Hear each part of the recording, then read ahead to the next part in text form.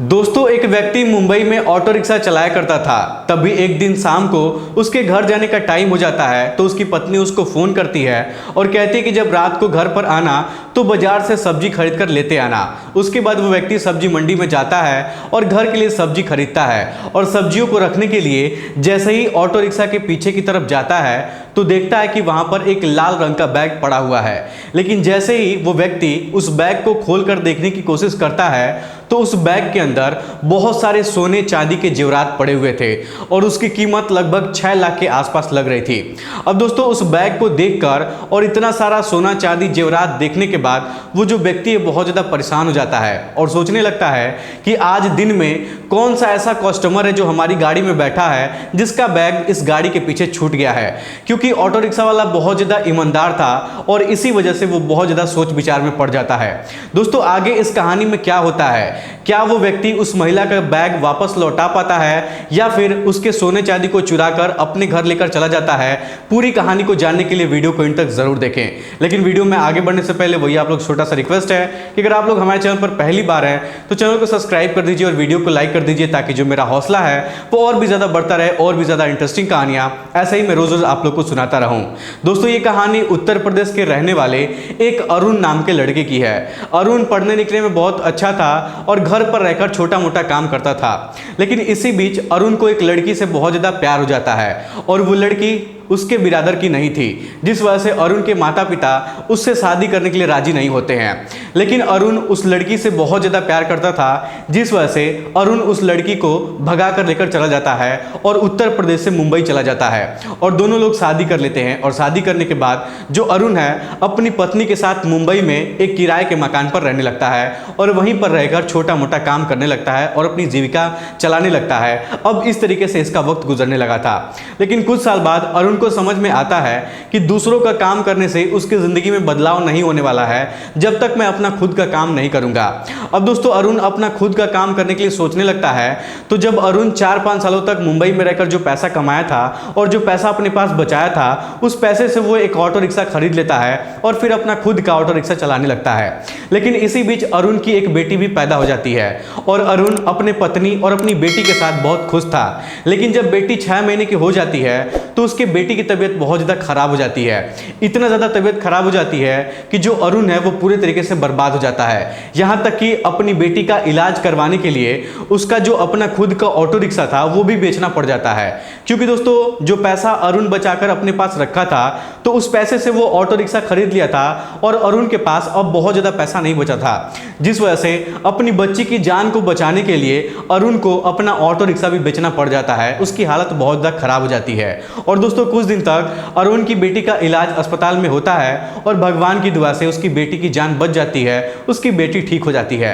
अब दोस्तों, अरुण घर पर रहने लगा था और फिर से पहले वाला छोटा मोटा काम करने लगा था। लेकिन जब ऑटो रिक्शा चलाता था तो अरुण के कुछ अच्छे खासे दोस्त भी बन चुके थे जो लोग ऑटो रिक्शा चलाया करते थे। तभी एक दिन अरुण का एक दोस्त अरुण के घर पर आता है और अरुण से कहता है कि देखो, मेरी जानकारी में एक आदमी है जो किराए पर ऑटो रिक्शा देता है, अगर तुम चाहो तो हम लोग उससे बात कर सकते हैं। वो व्यक्ति 12 घंटे का किराया 500 रुपये लेता है और उसके बाद जो भी तुम पैसा कमाओगे वो सारा पैसा तुम्हारा होगा। अब दोस्तों, अरुण को ये आइडिया बहुत पसंद आता है। अरुण सोचता है कि चलो अच्छा है, जब तक मेरे पास ऑटो रिक्शा नहीं है तब तक मैं किराए पर लेकर अपना ऑटो रिक्शा चलाऊंगा। अब दोस्तों, अरुण अपने दोस्त के साथ उस व्यक्ति के पास चला जाता है जो व्यक्ति किराए पर ऑटो रिक्शा दिया करता था। वहां जाने के बाद अरुण और अरुण का दोस्त ये दोनों लोग उस व्यक्ति से बातचीत करते हैं और जो डील है वो डन हो जाती है, वो आदमी मान जाता है। अब अरुण वहां से भाड़ा पर ऑटो रिक्शा ले लेता है और रोज रोज चलाने लगता है। और दोस्तों, अरुण एक दिन का 500 रुपये किराया वो ऑटो रिक्शा के मालिक को दे दिया करता था और इस तरीके से अब अरुण की जिंदगी गुजरने लगी थी। और अरुण की जो बेटी थी वो भी अब धीरे धीरे बड़ी हो रही थी, उसकी तबीयत भी ठीक हो चुकी थी। तभी एक दिन अरुण दिन भर ऑटो रिक्शा चलाने के बाद शाम के समय में घर जाने की तैयारी कर रहा था। तभी उसकी पत्नी का फोन आता है और उसकी पत्नी अरुण से कहती है कि अरुण, घर पर आते वक्त सब्जी मंडी से सब्जी खरीद लेना, क्योंकि घर पर सब्जी खत्म हो गई है। अब दोस्तों इस तरीके से अरुण मंडी में जाता है और सब्जी खरीदता है, और सब्जी खरीदने के बाद ऑटो रिक्शा के पीछे की तरफ सब्जी रखने के लिए जाता है तो देखता है कि वहां पर एक लाल रंग का बैग पड़ा हुआ है। अब दोस्तों अरुण उस बैग को देखकर बहुत ज्यादा हैरान और परेशान हो जाता है, लेकिन फिर उस बैग को अपने हाथों में लेता है और उसको खोलकर देखने की कोशिश करता है तो दोस्तों उस बैग के अंदर बहुत सारे सोने चांदी के गहने पड़े हुए थे। और दोस्तों देखने से ऐसा लग रहा था कि जो सोने चांदी की कीमत है वो कम से कम 5 से 6 लाख के आसपास होगी। अब दोस्तों उस बैग को देखकर अरुण बहुत ज़्यादा हैरान हो जाता है, क्योंकि शाम हो गया था और अरुण को सब्जी लेकर घर पर भी जाना था। अब अरुण सोचने लगता है कि आखिरकार ये बैग किसका हो सकता है, क्योंकि पूरे दिन भर में बहुत सारे कस्टमर लोग उसके ऑटो में बैठे थे और बहुत सारे लोग उतरे थे, तो ये बैग किसका ऑटो में छूटा है, अरुण को ये बात समझ में नहीं आ रही थी। लेकिन दोस्तों मैं आपको बता दूं कि जिस महिला का बैग उस ऑटो रिक्शा के अंदर छूटा था, पड़ा हुआ था, वो महिला करोड़पति थी और उसका नाम सुमित्रा था। सुमित्रा मैडम के पति बहुत बड़े बिजनेसमैन थे और उनके पास पैसे रुपए की कमी नहीं थी। सुमित्रा मैडम सुबह सुबह अपने ड्राइवर के साथ घर से निकली थी और मार्केट गई थी, क्योंकि उनको बहुत सारे सोने चांदी का गहने खरीदने थे, क्योंकि आज शाम को सुमित्रा की जो अपनी बहन थी उनकी बेटी की शादी में जाना था। अब दोस्तों सुमित्रा मैडम जैसे ही सारा शॉपिंग करने के बाद अपने कार में आकर सोना चांदी खरीद कर आकर बैठ जाती हैं तो ड्राइवर गाड़ी को स्टार्ट करने लगता है, लेकिन गाड़ी स्टार्ट नहीं हो रही थी, वो खराब हो चुकी थी। अब सुमित्रा मैडम काफ़ी ज़्यादा परेशान हो जाती है, क्योंकि उनको लेट हो रहा था और उनको शादी में भी जाना था, घर जाना था, तैयार भी होना था, तो इसमें काफ़ी ज़्यादा रात हो जाती, इसीलिए वो बहुत ज़्यादा परेशान हो रही थी, लेकिन गाड़ी स्टार्ट होने का नाम भी नहीं ले रही थी। तब सुमित्रा मैडम अपने ड्राइवर से कहती हैं कि देखो ड्राइवर, तुम एक काम करो, तुम आराम से यहाँ पर गाड़ी वाड़ी बनवा के घर पर आना, मैं ऑटो से घर पर चली जा रही हूँ, मुझे बहुत काम है घर पर। अब दोस्तों इस तरीके से सुमित्रा मैडम अपना बैग लेकर ऑटो में बैठ जाती हैं, लेकिन जब ऑटो में वो बैठती हैं तो ऑटो के पीछे की तरफ एक छोटा सा जगह खाली पड़ा होता है। कभी आप लोग ट्रेवल किए होंगे तो ऑटो में देखे होंगे कि पीछे वाली सीट पर जब कोई बैठता है तो पीछे बचा स्पेस खाली रहता है, और वो मैडम क्या करती है कि अपना जो बैग है वहीं पर रख देती हैं। और जैसे ही सुमित्रा मैडम का घर आता है तो सुमित्रा मैडम उस बैग को बिना लिए अपने घर पर उतर जाती हैं और घर के अंदर चली जाती हैं। लेकिन दोस्तों जो ऑटो रिक्शा चलाने वाला अरुण था वो भी ध्यान नहीं देता है कि मैडम का जो बैग है वो पीछे रखी है और वो बैग छूट गया है। अब दोस्तों वहां से अरुण जो है वो ऑटो लेकर अपने घर की तरफ जाने लगता है, तभी उसकी पत्नी का उसके ऊपर फोन, उसके मोबाइल पर फोन आता है और उसकी पत्नी कहती है कि घर पर जब आना तो सब्जी लेकर जरूर आना।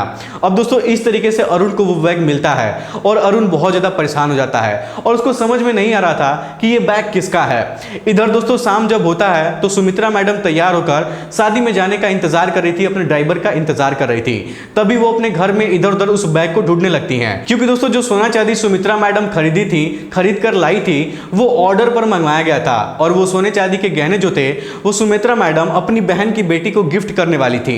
लेकिन जब सुमित्रा मैडम को वो बैग नहीं मिल रहा था तो सुमित्रा मैडम बहुत ज़्यादा परेशान हो जाती हैं और सुमित्रा मैडम को ऐसा लगने लगता है कि वो जो सोने चांदी का बैग था वो उसी दुकान पर छोड़ दिए जहां से वो खरीद कर लाई थी।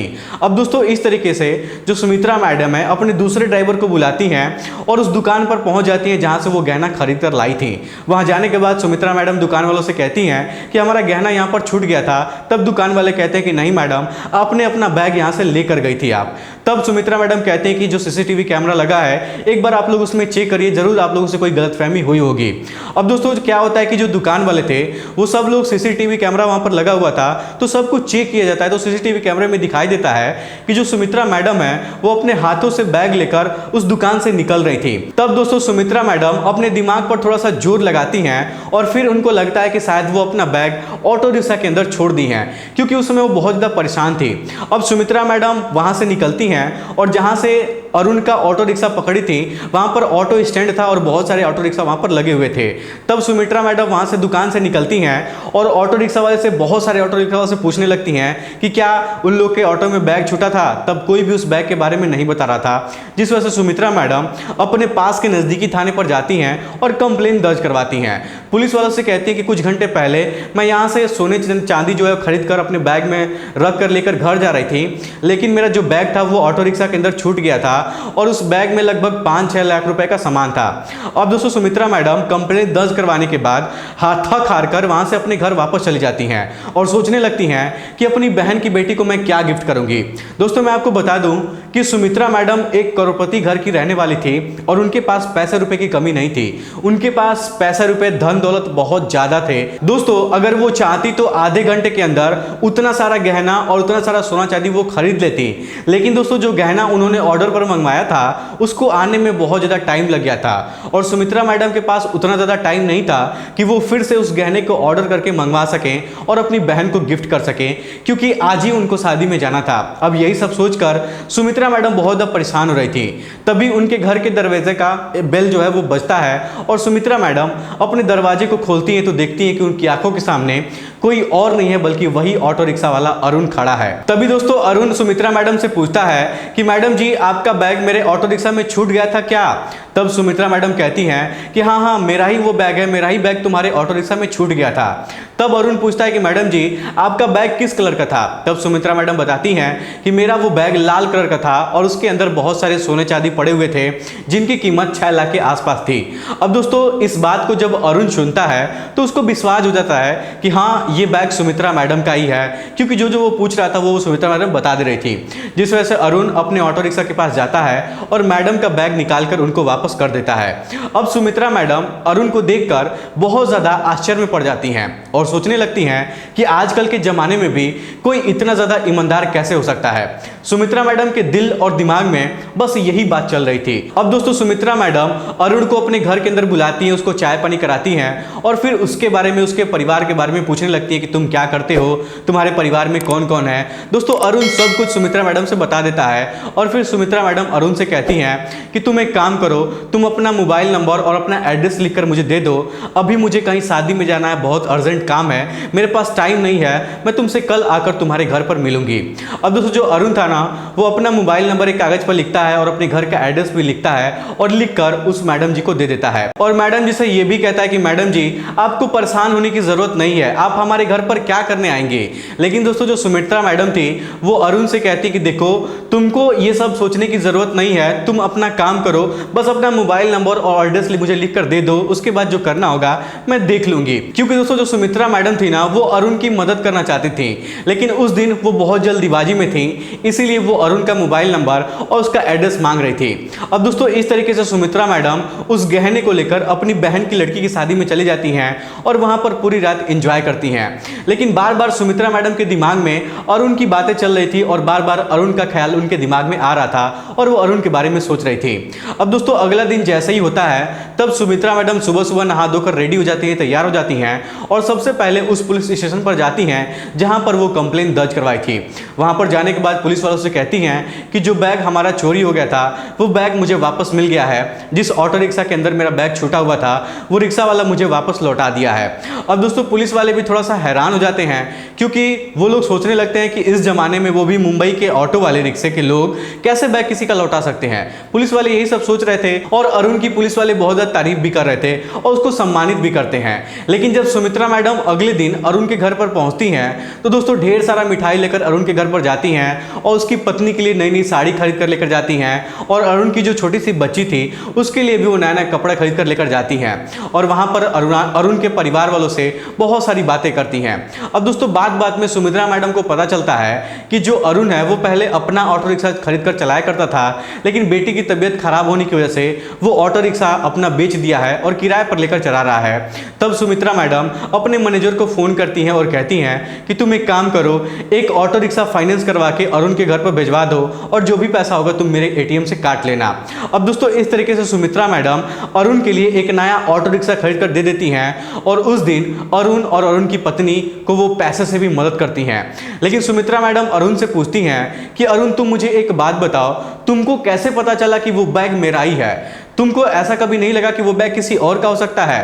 तब जो अरुण था वो सुमित्रा मैडम से बताता है कि मैडम जी, मुझे नहीं पता था कि ये बैग आपका है या फिर किसी और का है। मैं कई लोगों के उस दिन घर पर गया था, जो लोग हमारे रिक्शे पे अंदर बैठे थे, उन सभी लोगों के घर में गया था और उनसे पूछा था कि आप लोग का बैग हमारे रिक्शा में छूटा है क्या? तो कुछ लोग बोले थे कि हमारा बैग ही छूटा था। लेकिन जब मैं उन लोगों से पूछा था कि आपका बैग किस कलर का था या फिर उस बैग के अंदर क्या था, तो वो लोग सही सही जवाब नहीं दे पा रहे थे। इसलिए मुझे पता चल जा रहा था कि वो लोग झूठ बोल रहे हैं। लेकिन जब मैं आपसे पूछा तब आप सब कुछ सही से मुझे बता दी, तो मुझे लग गया कि ये बैग आपका ही है, इसलिए वो बैग मैंने आपको दे दिया। तब सुमित्रा मैडम कहती हैं कि देखो अरुण, एक बात मुझे और बताओ, ये मेरे मन में काफ़ी देर से चल रही है, मैं तुमसे कुछ पूछना चाहती हूँ। तब दोस्तों अरुण उनसे मैडम से कहता है कि हाँ मैडम जी पूछिए, क्या बात है? तब सुमित्रा मैडम उससे कहती हैं कि तुम्हारे मन में इतना सारा गहना, इतना सारा पैसा देखकर लालच नहीं आया कि इसको मैं चुरा लूँ? तब दोस्तों अरुण सुमित्रा मैडम से कहता है कि मैडम जी देखिए, हम लोग गरीब ज़रूर हैं, लेकिन हम लोग ईमानदार हैं। अगर हम लोग अपने ही ग्राहकों के साथ इस तरीके की हरकत करने लगेंगे तो भगवान हमारा भला कभी नहीं करेगा। अब दोस्तों सुमित्रा मैडम जो थी ना, अरुण की ईमानदारी को देखकर बहुत ज़्यादा खुश हो जाती हैं और 20,000 रुपये कैश उसके हाथों में पकड़ा कर दे देती हैं और कहती हैं कि अरुण, तुमको कभी भी भविष्य में पैसे की जरूरत पड़ेगी, किसी भी चीज़ की कमी होगी तो तुम मुझे बताना, मैं तुम्हारी ज़रूर मदद करूंगी। अब दोस्तों इस तरीके से सुमित्रा मैडम वहाँ से अपने घर पर चली जाती हैं और अपना जीवन जो है वो व्यतीत करने लगती हैं, अपना कामकाज करने लगती हैं। और इधर जो अरुण है वो, उसको तो ऑटो रिक्शा नया नया मिल गया था, सुमित्रा मैडम उसको दे दी थी, तो वो ऑटो रिक्शा चलाने लगता है और अपने परिवार का पालन पोषण करने लगता है। तो दोस्तों ये थी आज की कहानी, आपको कैसी लगी हमें कमेंट बॉक्स में जरूर बताइएगा। वीडियो पसंद आए तो वीडियो को लाइक और चैनल को सब्सक्राइब जरूर करिएगा। आप सभी लोग का बहुत बहुत धन्यवाद।